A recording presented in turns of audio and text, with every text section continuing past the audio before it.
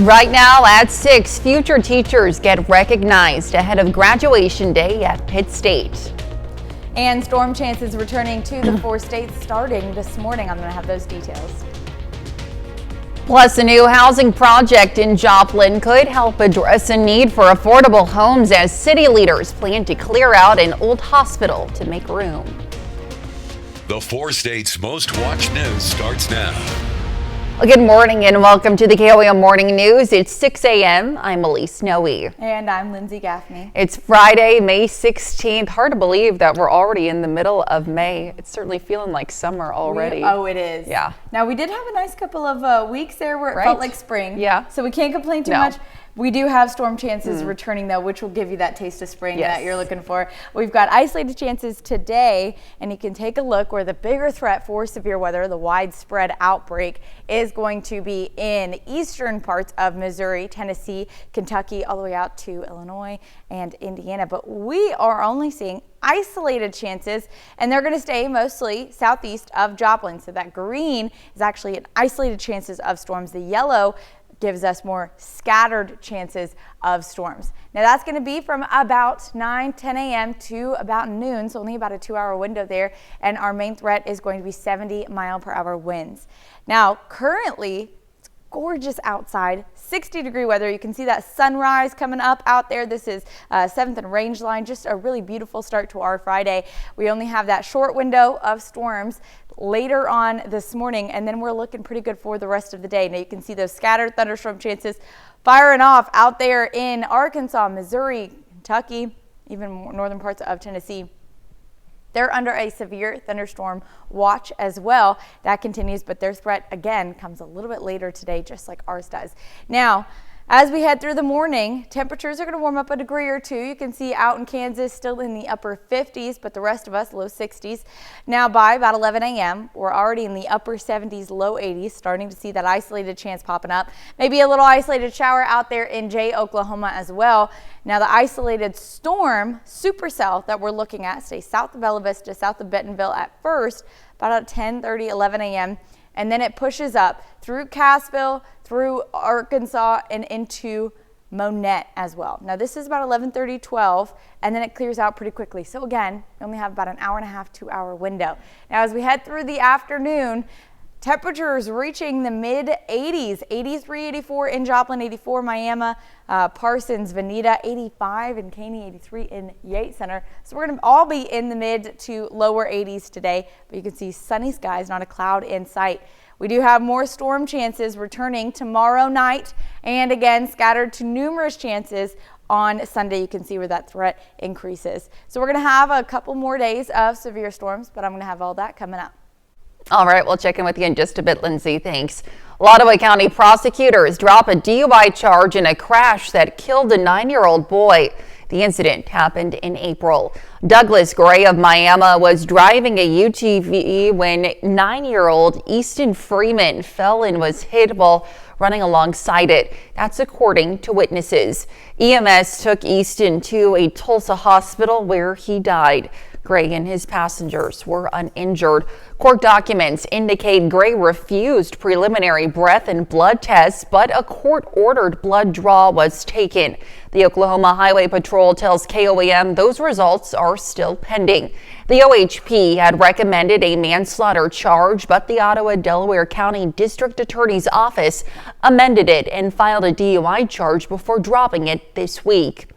The Highway Patrol says the investigation is ongoing and they will continue working with the DA's office and providing details behind recommended charges. And to be the first to see breaking news, weather, and sports, you can download the KOAM News app. It's available free of charge in the Apple App Store and the Google Play Store. Just search for the KOAM News app. Plans for a new low-income housing development in Joplin are in the very early stages, but the city planner has provided an artist rendering of how it could look. The plan is for 3 two-story duplexes along Sargent Avenue between 20th and 21st Streets.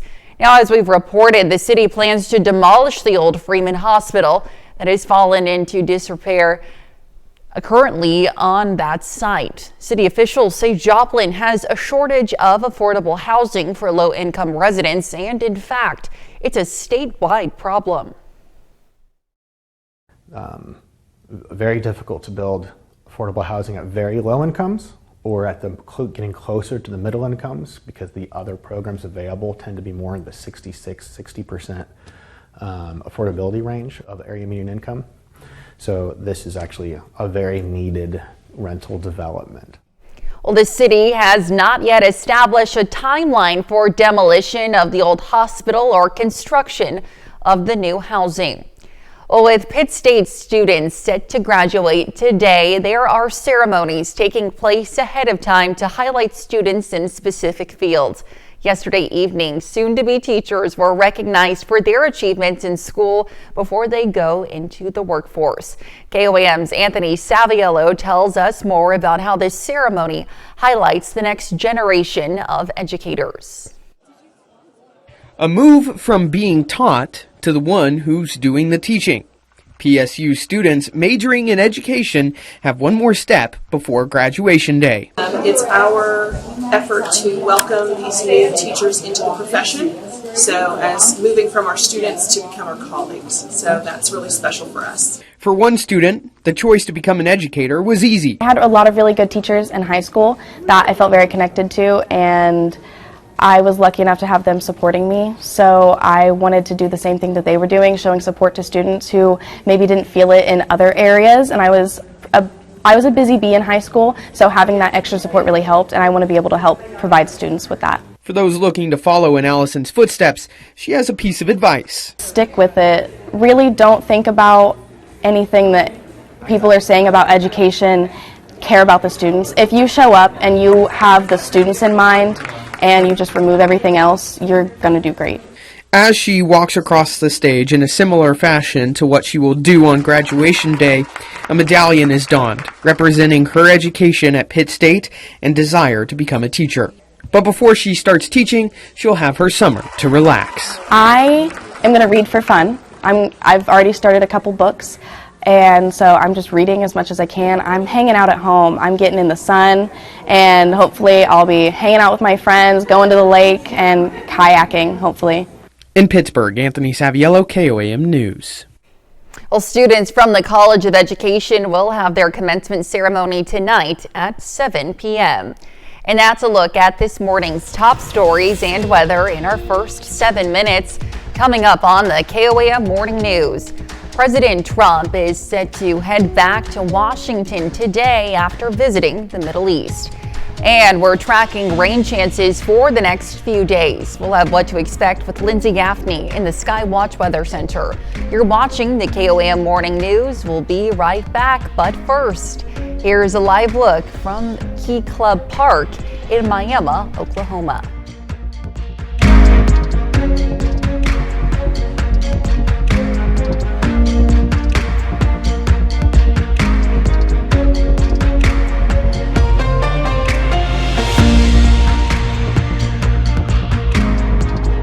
Topping Nation Watch this morning, later today, President Trump is expected to return to Washington after 4 days visiting 3 of the richest nations in the Middle East. Now, the White House is touting billions of dollars in business investments announced during the trip. Now, while there, President Trump repeated his desires to broker a deal with Iran over its nuclear program, even as he expresses new skepticism on Russia-Ukraine ceasefire talks happening in Turkey. Jared Hill has more from New York. Today, President Donald Trump wraps up his trip to the Middle East. In the United Arab Emirates, the focus remained on business this morning. The relationship is now at a much higher level than it ever was. Later, a tour of the Abrahamic family house in Abu Dhabi, which houses a mosque, church, and synagogue. Over the past 4 days, the president promoted a slew of economic agreements, some that had been previously announced. He leaves the UAE with signed commitments for more than $1 trillion worth of investments in energy and technology projects. You're an amazing country. You're a rich country. You can have your choice, but I know you'll never leave my side. During his trip, the president also announced plans to normalize relations with Syria and nudged Qatar to help clinch a deal to close Iran's nuclear program. It'll be taken care of 100%. It'll be done nicely or not nicely. But the president seemed to throw cold water on Russia-Ukraine ceasefire talks in Turkey after Russian President Vladimir Putin stayed home. Look, nothing's going to happen until Putin and I get together, okay? Ukraine's President Volodymyr Zelensky accusing the Russians of sending a decorative-level delegation. U.S. Secretary of State Marco Rubio arrived in Istanbul this morning. The president is impatient to end this war, though he's also skeptical there will be a breakthrough. Jared Hill, CBS News. Now, overnight, the White House responded to criticism over the price tag of a planned military parade to mark the Army's 250th anniversary next month. An Army spokesperson tells CBS News the June 14th event, which coincides with President Trump's birthday, is likely to cost around $45 million. A White House spokesperson said in a statement, quote, "There is no event grand enough to adequately capture our gratitude for the millions of heroes who laid down their lives defending our freedom." Also adding that the cost will be shared by the Department of the Army and the U.S. Semi-Quincentennial Commission. And still to come, doctors say they are making progress on understanding brain fog. We'll take a look. Plus, Lindsay Gaffney returns with another look at your Friday forecast. Stick around. We'll be right back.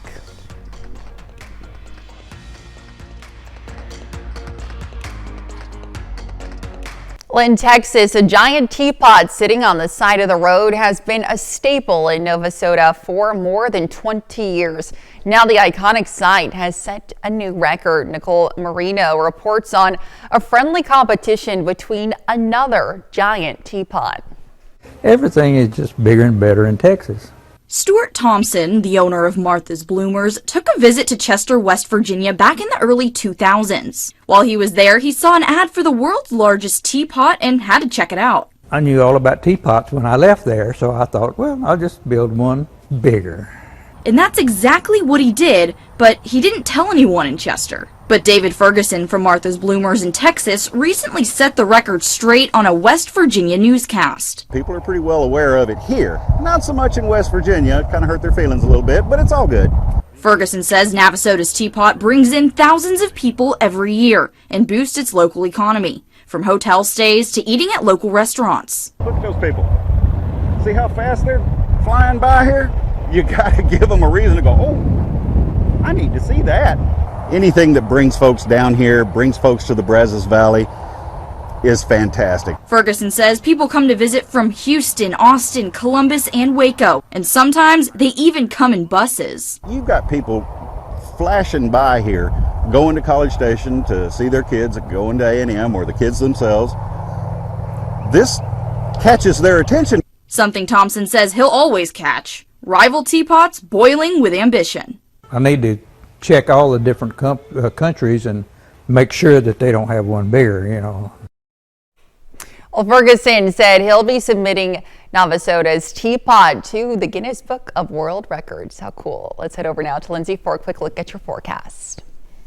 Well, we have those isolated chances of storms today from about 9 a.m., 10 a.m. to noon. It clears out pretty quickly. But as we head into the weekend, we've got more storms returning. Temperatures reaching low 80s on Saturday. It's going to be a really wonderful day, but stormy Saturday night. Those storms become more widespread overnight and into Sunday morning.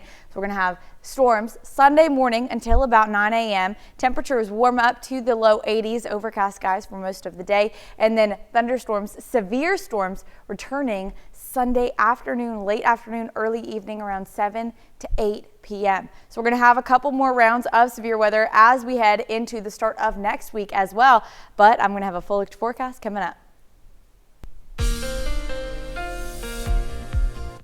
Well, we do have storms returning today, tomorrow, and Sunday, even into early next week. Isolated chances today and tomorrow, but we have numerous 2 widespread storms on Sunday. So this could be a pretty severe event as we head into Sunday afternoon. We're going to keep an eye on that, but for right now, we're looking clear. We've got clear skies in our area. You can see thunderstorms, a lot of lightning out there in Arkansas, eastern Missouri into Kentucky and Illinois, but we have clear skies at least for most of the morning until about mid-morning.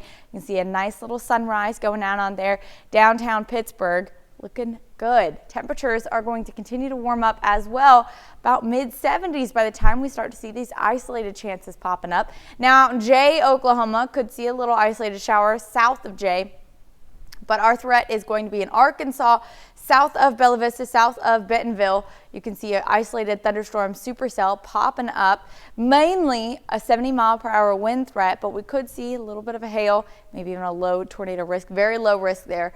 Now it's going to continue to push up. So this is about 11 a.m. Continue to push up through Arkansas, through Bella Vista into southern parts of Cassville and even out towards Monette before it finally clears out by about noon. So we don't have a very long window of storms today. After that, it's going to look pretty good. So we're starting our morning off mid-60s. A little cloudy there, especially as those storms want to push in, but winds gusting 20-25 miles per hour. Everything clears out for the afternoon and temperatures warm up to the mid-80s. So it's going to be a pretty nice warm day again today, regardless of our little isolated storm out in the southeastern parts of our area. As we head through the rest of the evening, clear skies remain and temperatures drop down through the 70s into the 60s yet again. Now on Saturday, it's going to be a wonderful day, but we do have storm chances returning again Saturday night. Isolated chances to start off and then becoming more widespread as we head into Sunday morning. Now Sunday morning, we're going to have a round of thunderstorms from about 6 a.m. to about 9 a.m., but another round of potentially severe storms later in the evening. So let's go ahead and take a look at that. We've got our scattered thunderstorms, isolated thunderstorms moving in after about 9 p.m. on Saturday. Those will continue to push out, but another round of thunderstorms moves in overnight and into early Sunday morning. So this is going to be about 5 to 6 a.m. All of these clusters of thunderstorms pushing through. Not a huge threat there, but they will return, but that threat does return later in the evening. Overcast skies through Sunday, maybe a couple of isolated showers as well. And then we're also going to have that line of thunderstorms as it pushes in, does break apart slightly, but we are still going to see a wind threat with this, potential for spin up tornadoes and hail as well. Now that's going to continue to push out by about 2 a.m., 3 a.m. You can see it's finally moving out of our area Monday morning. Though we do have more storms returning Monday and Tuesday as well. So we're not quite out of the woods yet once that storm clears out on Sunday night. And then heading into the midweek, a little cooler, mid-60s to start off our Wednesday. Warming up through the 70s and into the 80s by next weekend with more pop-up thunderstorm potential Saturday and Sunday. Now let's look at your forecast. Let's go over to Elise with Health Watch. All right, Lindsay, thanks. Well, doctors say they're getting closer to understanding the brain fog many long COVID patients experience. A study by Corewell Health found people who experience brain fog have more inflammation in their brain than other patients. Up until now, doctors have had challenges understanding why some patients develop brain fog and others don't. Well, 1 in 10 cases of asthma among children could be prevented by simultaneously reducing pollution and improving the environment in cities. A study by the Karolinska Institute found air pollution and the lack of green spaces in urban environments are a major factor in kids developing asthma. If those factors were addressed, 11% of childhood asthma cases could be prevented. Well, one way to get teens who are picky eaters to expand their diets, school lunches. A study by the University of Bristol found kids who chose their own lunches at school had a more varied diet than kids who ate lunches packed at home. The data also showed that kids who were picky eaters as toddlers often stayed picky into their teen years. And that's a look at some of today's top health stories this morning. We're back with more news and weather right after this. Right now at 6:30, riders from the Fort Scott Rodeo team look to rope in a national title. And we have severe storms starting today through the weekend. I'll have those details coming up. Plus, Carthage seniors celebrate how far they've come and encourage younger students to keep looking ahead. The 4 states' most watched news starts now. Good morning and welcome to the KOAM Morning News. It's 6:29. I'm Elise Noe. And I'm Lindsay Gaffney. Yes, and it's Friday, May 16th, also National Barbecue Day. We ran that earlier, which sounds so good right now. I think my stomach just growled. It does sound good, but I wish I was back in Memphis for today. Oh, well, yeah. Memphis has the best barbecue, and I stand by that. Okay, well, my Kansas City has something to say about that. Being a Memphis resident, of course, I'm biased, but you know what? I'm not used to still quite over here yet is all of the storms we see, which we're going to have another chance of today. A little bit later this morning, let's go ahead and take a look outside. We've got isolated storm chances popping up after about 10 a.m.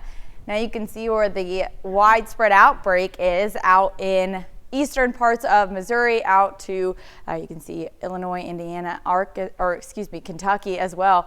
But we are just in an isolated chance for storms. And again, they're mostly staying in southwestern Missouri, south of I-44 and out in Arkansas. So that's going to be what we're focusing on over the next several hours before it all clears out. But until then, we still have very much sunny skies. You can see that sunrise going on out there. Beautiful morning temperatures in the low 60s. So all in all, today is going to be a pretty nice day. However, just that brief window of storms that are going to be moving in for Bentonville, Monette, all the way out to Monette. Now, you can see clusters of thunderstorms out in Arkansas. Those are going to continue to push out towards the east. That's not even the severe threat that they're experiencing later on today. So they've got quite a few hours of storms going on, but we're just in that little window as we head through the morning. So 7:30, temperatures starting to creep back up. Now by about 10 to 11 a.m., temperatures are in the 70s, upper 70s, even pushing up to about 80. And you can see out near Jay, Oklahoma, maybe an isolated shower out there, but south of Bella Vista, that's where that isolated supercell is going to start to pop up. This is about 11 a.m. It's going to continue to push in through Bella Vista into Cassville and out towards Monette before it clears out by about noon. So it's a pretty quick moving supercell. And it's out of here for the rest of the day. By the afternoon, we've got clear skies returning, temperatures reaching the mid to lower 80s, about 84 in the Joplin area, 82 in Nevada, 84 in Parsons and Veneta and Miami. So we're going to be a pretty warm day again today. But that's not the last chance for severe storms that we're going to get. As we head into Saturday evening, we've got more isolated storm chances for nearly all of us, isolated and scattered storm chances. And then on Sunday, scattered to numerous storms. So it's going to be pretty strong as it moves in and breaks apart, but that's going to be for Sunday morning and Sunday evening. So Sunday is going to be our big severe weather day we're going to want to keep an eye on, but I'm going to have all those details coming up. All right, certainly lots to look out for, Lindsay. Thanks. Well, next month, Southeast Kansas will be represented at the national level. The Fort Scott Community College rodeo team has qualified for the College National Finals Rodeo in Casper, Wyoming. Now, the entire team has qualified, but they are able to bring just 6 men to compete in bareback riding and saddle bronc. Now, the team is coached by Chad Cross, who has been with the Fort Scott team for 28 years. Now, he says every year he tries to push his athletes to be the best they can be, with nationals as a goal. They'll be the 40 best rodeo athletes in every event there, and it's over the nation. And it's an exciting week, and you have to kind of have things go your way, but I think we can go there and be competitive. We're for sure confident, but it's one of those things like we know what we want, we know what we need to do to get there. We're just going to go out there and just do our job like we would anywhere else. Well, the College National Finals Rodeo will start June 15th. We'll certainly be cheering them on. Well, the Miami Public Library turned to the public for ways it can implement grant money to better serve the community. The library plans to use the grant to develop and distribute new tools, resources, and support for librarians to help them engage the community in new ways, specifically an enhancement to their services and materials for individuals with cognitive challenges and disabilities.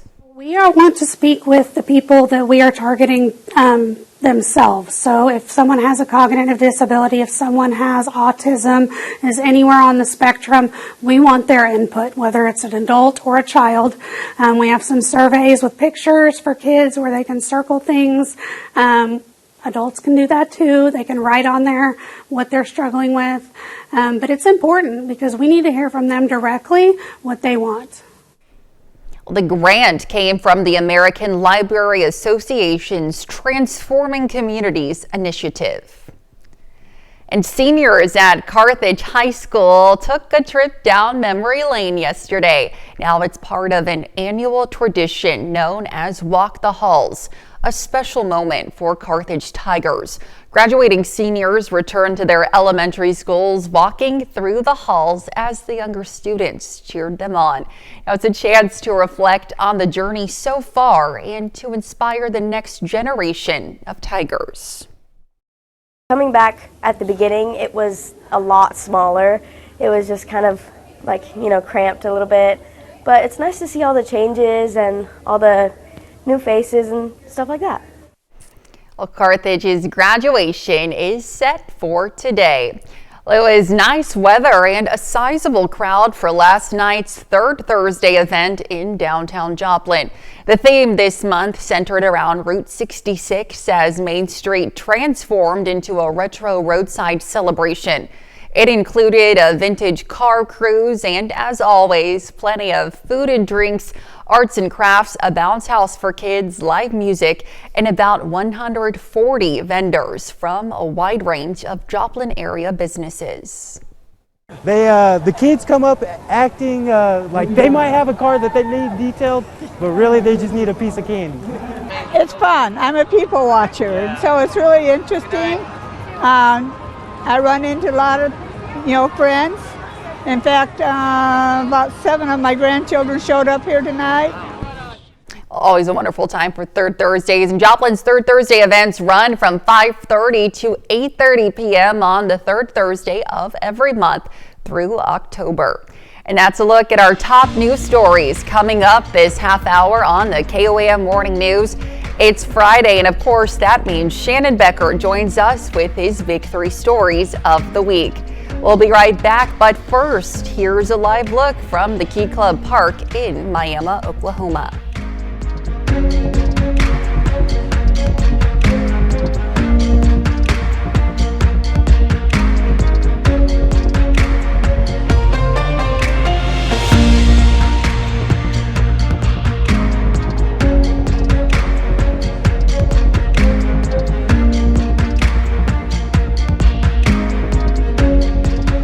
Welcome back. We've got Shannon Becker in the studio with his Big 3 news stories of the week. Good morning, Shannon. Hello, you look fantastic in your yellow. Too. Well, in my black. Matching a little bit. I know, in these pants. Nobody can see them. Aren't they great?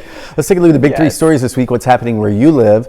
Our number 3 story, a motorcycle collision at MacArthur Drive and Prairie Flower, St. Louis there. It's actually the border of Webb City and Joplin. A motorcycle T-boned that vehicle that pulled in front of him, a 19-year-old young man from Joplin.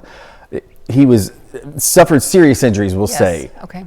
And I talked to the family a couple of days later. He's actually up and attempting to walk. I mean, after you have surgeries and stuff, after you have surgery, they make you get up. And he is actually up and around, but he's obviously still a long road of recovery. We're talking months of rehab and stuff.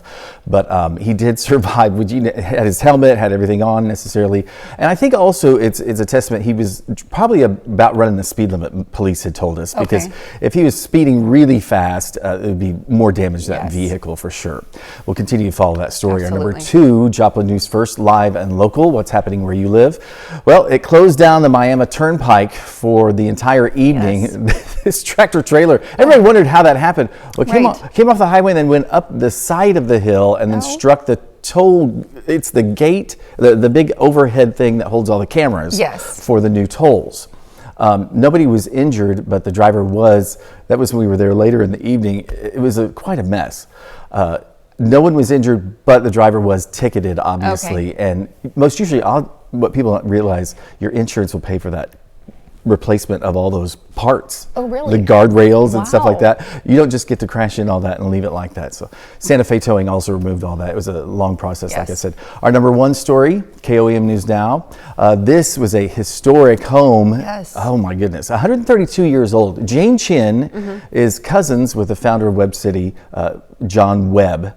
And she came to Joplin, or the Joplin area necessarily, was one of the founding people of the town. And then, so this was her home, her private residence, caught fire, burned mainly the upstairs, but if you can see this damage, it was kind of hard to see in the dark. You know, you can't light up a whole house like that. But we do have some images here where you can see it the next morning that we took. The entire upstairs is just gone, you can see. The home built in 1893, that's going to be a lot of rehab to be able to put that back together. So not necessarily sure if that's going to be able to be. Is it considered a historic landmark in the city? Oh of Joplin? yes, yeah, in the city of Webb City, yes, Webb it City, definitely is for the area. Yeah, our our bonus story of the week. Who doesn't love a carnival? I know. Oh my gosh! Even when I was a kid, the Evans United shows used to come to the North Park Mall when I was a kid. Yes, they would come to the mall. There were times when they would also be at Joplin's Memorial Hall, and we always had so much fun, me and my brother. So you can buy wristbands for different sessions. We've got those sessions listed on our website. And then also you can buy individual rides, perhaps if you have little ones and stuff like that. They've got all the good carnival food. And when I was there last weekend, the parking lot was so packed. I've not seen the mall packed like that in 10 years. Everybody was really, really enjoying it. And as long as Lindsay's forecast is true, you know, she's going to be good about it, you know, because she controls the weather, then we can all enjoy our last weekend at the Spring Carnival at the North Park Get Mall. a funnel cake or something. Yeah. It's always good. All right, Shannon, thanks so much for being with us this morning. Stick around. We'll be right back. It's time to celebrate some birthdays and anniversaries this Friday morning here in the 4 states. We're going to start in Jasper with a happy second birthday to Ember K. Richardson. It says here, with love from your family. And moving on over to Webb City, Layla Rhodes turning 6 today. Happy birthday, Layla. And a happy 9th birthday to Jaden Johnson in Fort Scott. It says, we love you, Jate Man, from your family. Another 9th birthday out in Nevada, Missouri for Layla White. Happy birthday, Layla White. And in Iola, happy 12th birthday to Kaylee Rutherford. Now we've got triplet birthdays turning 18 today, so a big birthday for Alana Tenley and Ella Sullivan out in Frontenac. Happy birthday, you three. And in Joplin, happy 18th birthday to Adeline Northlees. Says, happy birthday and graduation weekend. We love you. Lexi Kincaid turning 18 as well today. A lot of 18th birthdays today out in Erie, Kansas. A message says, love Nana and Papa. And a happy 21st birthday to Cole Miner in Columbus. Now this is a happy birthday to mother of Adeline, Meryl Northlees, turning 41 today. Happy birthday. Now a message says, love your family, and it is a mother-daughter birthday today. Oh, how special. And in Weir, happy 59th birthday to Rod Watson. Bernice Shields, happy birthday, turning 89 today out in Chinook, Kansas. And a happy 6th anniversary to Drew and Ashton Lovell in Arma. Now one of our own KOAM marketing consultant, happy birthday, Zach Wilson. And another one of our own celebrating a birthday, Tim Coffey, who is one of our morning technical media operators here. He's not here today, but we're wishing him a very happy birthday. Another birthday out in Webb City, Missouri, 28. Happy birthday, Zach Basinger. And last but not least, in Crestline, a happy 81st birthday to Joyce Palmer. That was a fantastic birthday list this Friday morning. Now, if you'd like to celebrate your birthday or your anniversary with us, you can do so by submitting them to birthdays@koamnewsnow.com. Be sure to include those wonderful photos and messages to meet the deadline at the bottom of your screen. And one more thing, please be sure to include the date of your celebration when submitting as well. Now let's head over to Lindsay for a quick look at the forecast. Well, we do have storms continuing starting today. We've had a nice long stretch of warm, sunny weather, but as we head through today, mid-morning to late morning, clearing at about noon, we've got those isolated storm chances. And then again tomorrow night, isolated storm chances, but by Sunday, more widespread. So we're looking at scattered to numerous storms passing through the area, and that's going to be Sunday morning and Sunday evening. But let's go back to today. What can we expect? We've got clusters of thunderstorms out in eastern parts of Arkansas, Missouri, moving out towards the east in Kentucky, but we're clear. We've got clear skies. You can see, taking a look outside downtown Pittsburgh, very sunny morning. We had a nice little sunrise this morning and warm temperatures. We're getting up to the mid-60s. Now, this is what we're looking at for the next couple of hours, 7 a.m. Might see a couple of clouds passing by. But by about 10 a.m., we're going to start to see isolated storms popping up, mainly south of Bentonville, but those are going to continue to fire up. You can see south of Bella Vista by 11 a.m., continuing to push out of here. May not even make it into southwestern Missouri, but mostly, if it does, be Cassville out towards Monette before clearing out. But it's going to move out of here pretty quickly. So by noon, out of our area, back to sunny skies for the rest of the afternoon. Now you can see starting our morning, mid-60s, about 66 degrees, a little windy out there, winds gusting 20-25 miles per hour out of the south. And then for the high, getting up to about 84 degrees, sunny skies. We're still seeing winds gusting again 20-25 miles per hour. Those clear skies stick around through most of the day and afternoon. 7 p.m. we're dropping back down to low 80s, getting into the 70s and 60s overnight, but clear skies all night long. So it's going to be a really wonderful evening. Shannon mentioned the fair. Tonight will be a good time to get out to there, but for the rest of the weekend, we are going to see storm chances returning. During the day on Saturday, pretty wonderful, but stormy Saturday night. Isolated chances late in the afternoon, early evening, around 8-9 p.m., but becoming more widespread overnight and into Sunday morning. Finally clears out by about 8 to 9 a.m. on Sunday, but we have severe storm potential coming in Sunday evening as well. So taking a look, this is going to be what we're expecting for the weekend. 11:30 p.m. on Saturday, we've got those clusters of thunderstorms along and south of I-44 Saturday evening.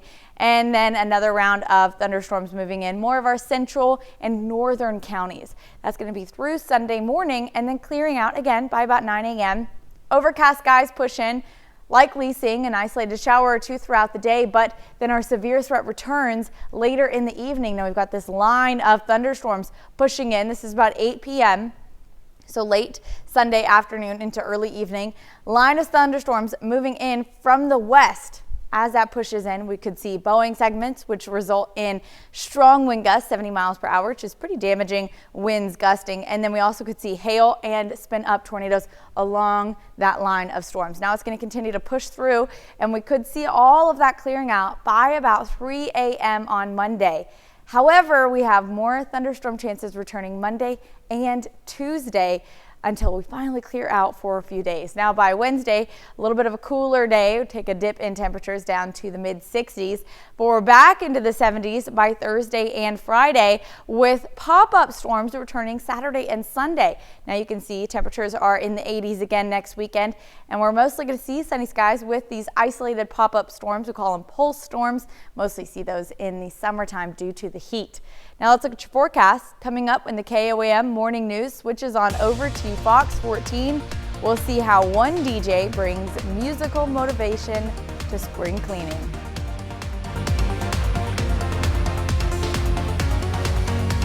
Well, here's a check of today's top headlines, the news you need to know before you head out the door.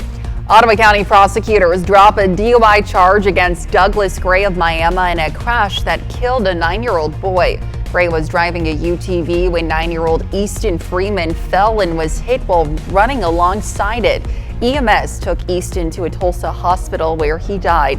The Highway Patrol says the investigation is ongoing and they will continue working with the DA's office in providing details behind recommended charges. And the Joplin City Planner provides the artist rendering for the new low-income housing development in Joplin. The plan is for 3 two-story duplexes along Sargent Avenue between 20th and 21st Streets. The city has not yet established a timeline for demolition of the old hospital or construction of the new housing. And the Miami Public Library turned to the public for ways it can implement grant money to serve the community better. The library plans to use the grant to develop and distribute new tools, resources, and support for librarians to help them engage the community in new ways. The grant came from the American Library Association's Transforming Communities initiative. And that's a check of today's top headlines, the news you need to know before you head out the door. And we've got storm chances, isolated thunderstorms popping up later on this morning at around 10 a.m. to noon. Now, as we head through the rest of the weekend, we've got a nice looking evening tonight and into Saturday. Most of the day Saturday is looking gorgeous. However, we do have thunderstorms coming in later at night, isolated to start, but becoming more widespread overnight into Sunday with a severe potential Sunday. Now, storms don't clear out officially until Tuesday. And we've got just a couple of days before more storm chances next weekend. With the low 80s and the showers, are we going to be expecting some humidity, some mugginess? Not too bad today, but likely by Sunday. Okay, that's good to know. My hair needs to know. I feel that. Well, coming up today at noon, we're making Munchin' Crunchin' snack mix in the Mr. Food Test Kitchen. And your morning news continues on KOAM with CBS Mornings. Or you can switch on over with us on Fox 14, where your only local morning news continues. This morning, a grant is helping Miami's public library transform how it serves people with disabilities. Plus, Shannon Becker joins us back in the studio to talk about his big 3 news stories of the week. But that'll wrap it up for now. We'll see you back here Monday morning at 5 a.m. Yes, we certainly will. And of course, we'll see you right here today at noon.